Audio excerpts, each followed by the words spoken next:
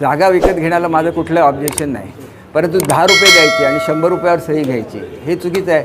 मी हा लढा पूर्वीसुद्धा केलेला आहे आणि असा लढा करणार की पुन्हा दिसणार नाहीत लोक इथली. अशी लोक पुन्हा माझ्या जिल्ह्यामध्ये दिसणार नाहीत.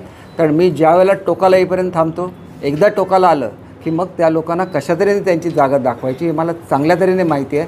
आणि असा ज्यावेळेला मी संघर्ष करतो त्यावेळेला संपूर्ण सिंधुदुर्ग जिल्ह्याची जनता ही माझ्या मागे एकजुटीने उभे राहतं. हा इतिहास आहे आणि पुढे सुद्धा दिसेल. दुसरी गोष्ट लक्षात घ्या, जागा विकत घेण्याला माझं कुठलं ऑब्जेक्शन नाही, परंतु 10 रुपये द्यायचे आणि 100 रुपयावर सही घ्यायची हे चुकीचं आहे. मी हा लढा पूर्वीसुद्धा केलेला आहे आणि असा लढा करणार की पुन्हा दिसणार नाहीत लोक इथली. अशी लोक पुन्हा माझ्या जिल्ह्यामध्ये दिसणार नाहीत. कारण मी ज्या वेळेला टोकाला येईपर्यंत थांबतो, एकदा टोकाला आलं की मग त्या लोकांना कशा तऱ्हेने त्यांची जागा दाखवायची हे मला चांगल्या तऱ्हेने माहिती आहे. आणि असा ज्यावेळेला मी संघर्ष करतो त्यावेळेला संपूर्ण सिंधुदुर्ग जिल्ह्याची जनता ही माझ्या मागे एकजुटीने उभे राहतं. हा इतिहास आहे आणि पुढे सुद्धा दिसेल.